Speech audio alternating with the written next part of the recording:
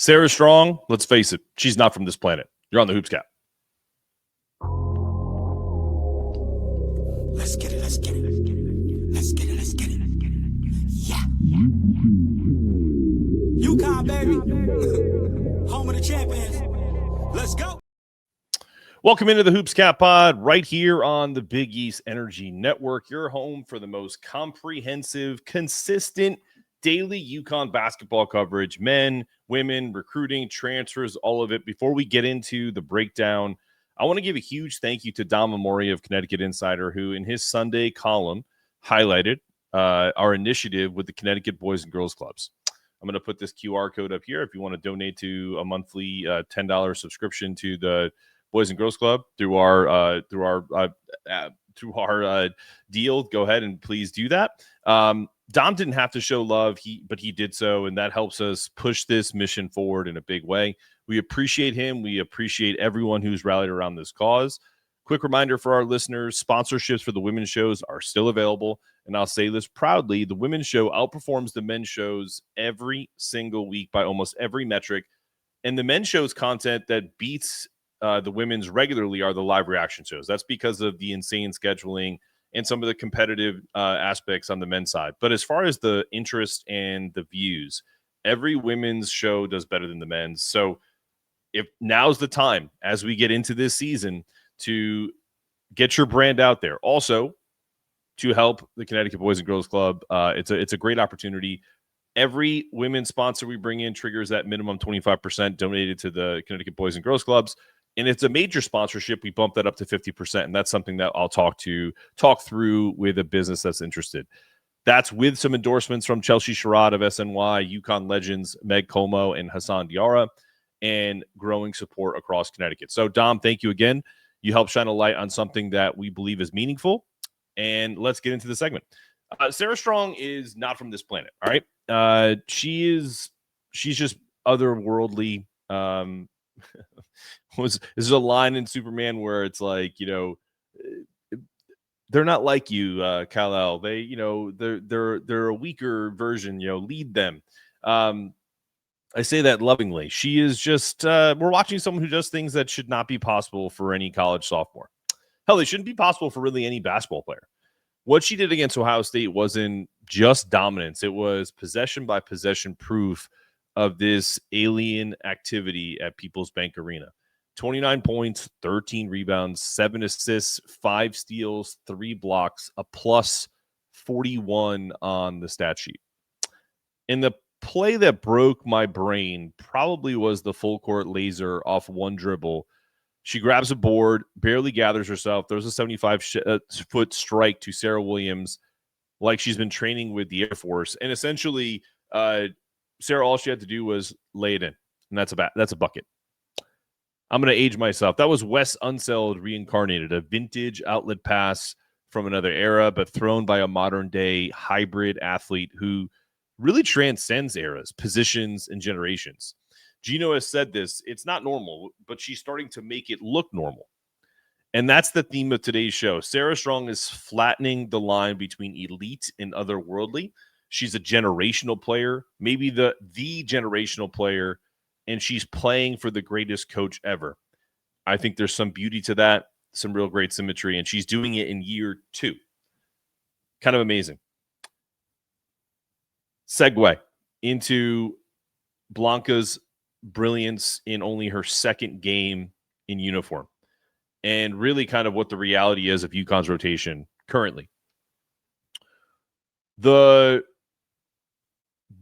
drumbeat of Blanca should start has started to kind of hit my feed and the comments section of YouTube. That conversation is probably already being had in, UConn chats and everything like that. She was excellent. 18 points, 4 rebounds, 2 steals, a block, constant aggression. She's so much bigger than I even thought. That's my first thought is like when you watch film of her, before she got to UConn, you saw the athleticism, you saw the transition buckets, but you didn't see how much bigger she was because she's playing against other pros. So to see her against college age women, it's just like if you plucked a WNBA player and just kind of put them on UConn. she shows those high-end flashes and she's off the charts. But she also is pretty reckless. She had 5 turnovers. And this is where we have to step into that Geno Auriemma mindset, right? For a moment. People forget Geno is fiercely loyal, but he's fair. And if you're undeniable, and Blanca's getting pretty damn close to that, you play. If you're on the fringe of that 8-9 player rotation, you have to earn it every single day. Right now, the bulk of the minutes are going to 8 players. Why? Because those are the 8 Geno trusts currently. There's some injuries that are involved too. Morgan Shelley isn't playing because she's hurt.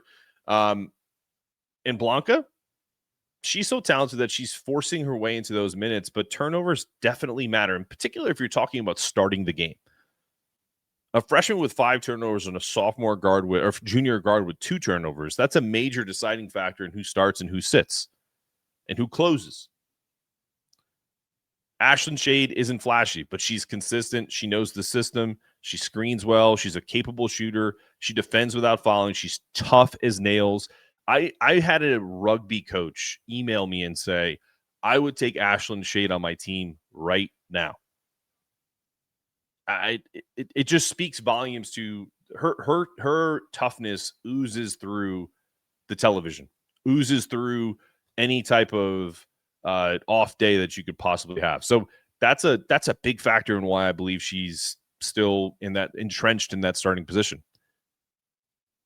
But also, Blanca is an absolute ball of dynamite. She's C4.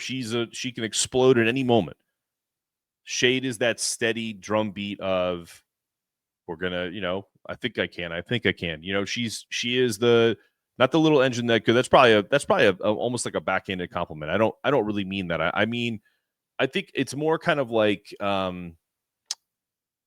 if let's say we talk music, for example. Ashlynn is someone that you can always count on having a hit record and maybe not win a Grammy, but they're just always in the conversation for, man, I forgot about that band. That's such a good band. And I can't think of a specific name.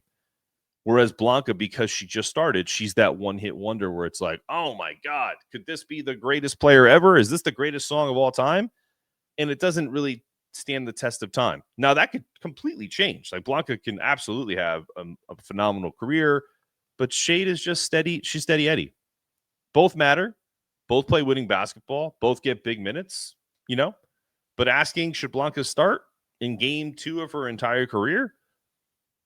I think Geno's answer is pretty simple. You got to earn it. Be undeniable. Reduce the turnovers.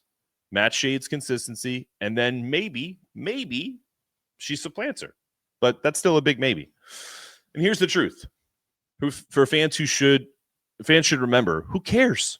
Like, honestly, you shouldn't care who starts. See this on the men's side too. It's like, why is so-and-so starting? Who, for lack of a better word, who gives a shit? If Blanca is playing 22 to 28 minutes anyway, does it matter if she starts the game? It doesn't. Those singular moments don't affect the game in totality. Like, it's what you do when you're on the court. And I don't think Ashlynn Shade starting over Blanca Quiñónez should ever be a controversy, or should really perturb you to the point where you're like, I'm going to go on YouTube and comment on, Mark's Hoopscat podcast and be like, eventually, mark my words, Blanca's going to start.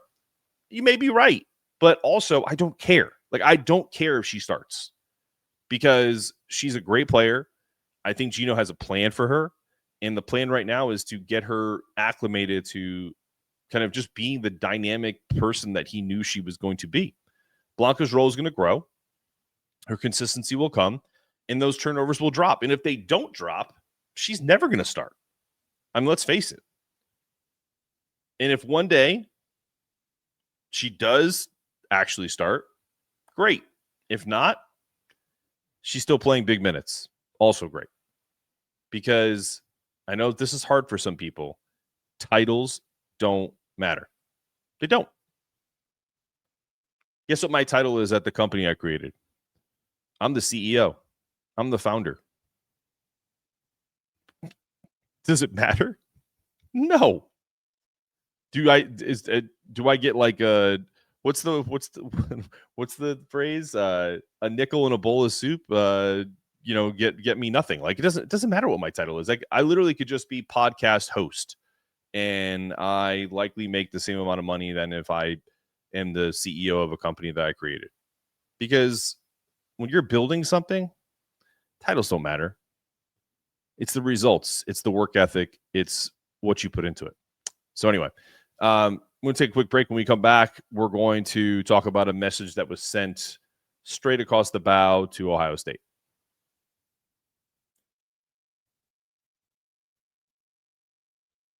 All right, welcome back into the Hoopscat Pod.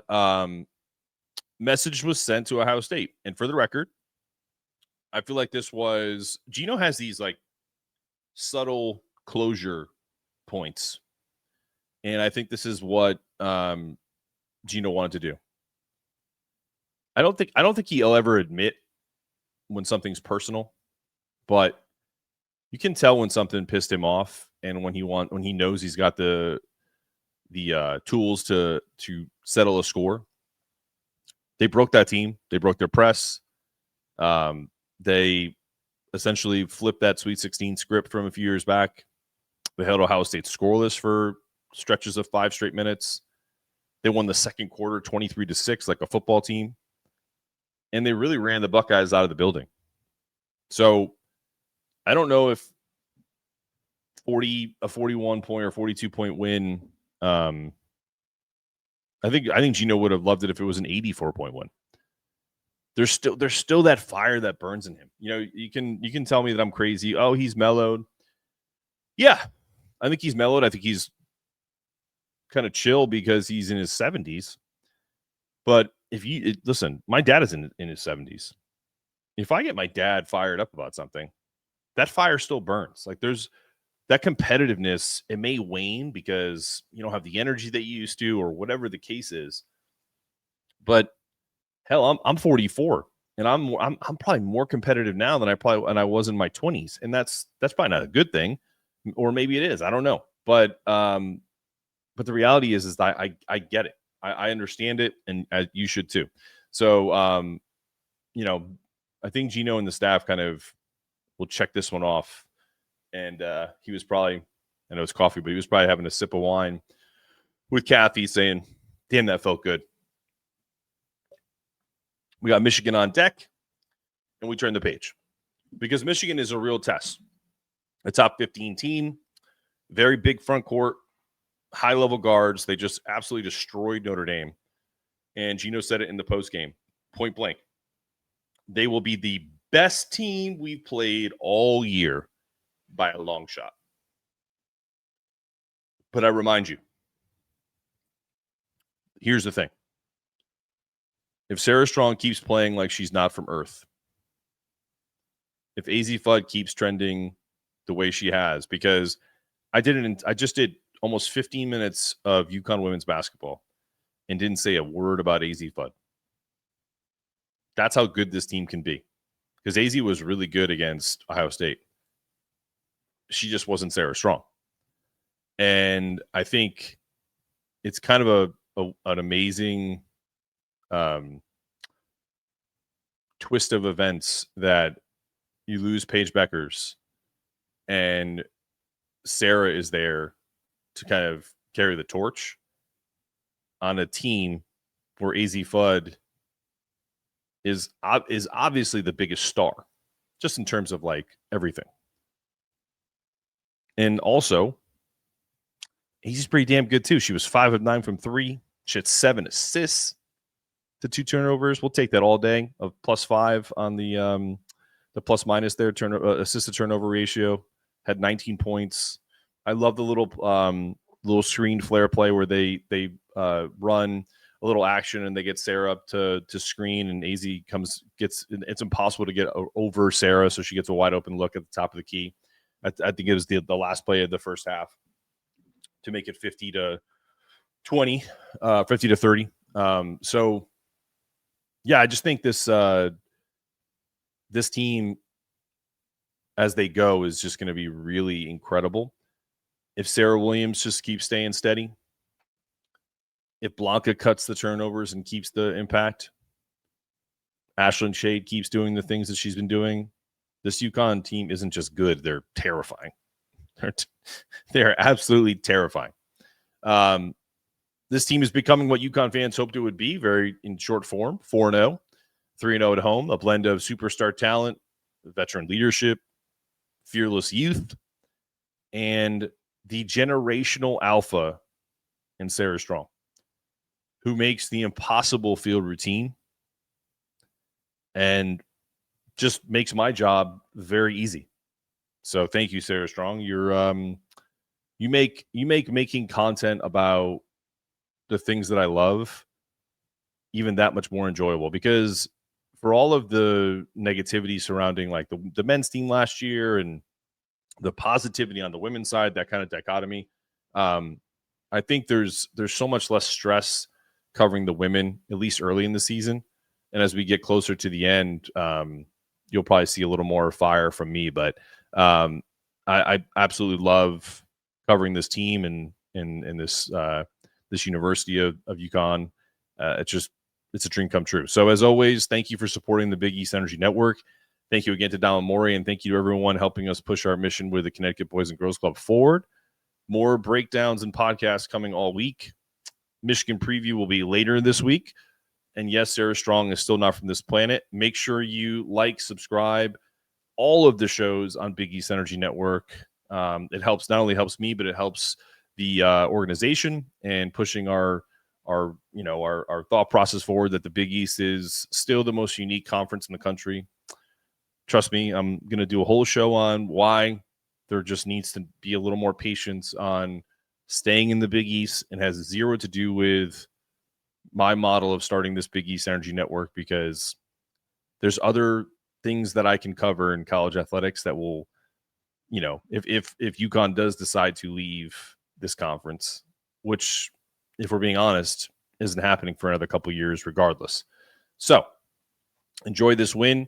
I hope you enjoyed the show, and we will talk to you later this week with the men's show and also with a preview for the Michigan game, probably with either T. Baker, or we're going to try to get someone from the Michigan side to talk this game coming forward. That's it for today. See you next time. Let's get it. Let's get it. Let's get it. Let's get it. Yeah. UConn, baby. Home of the champions. Let's go.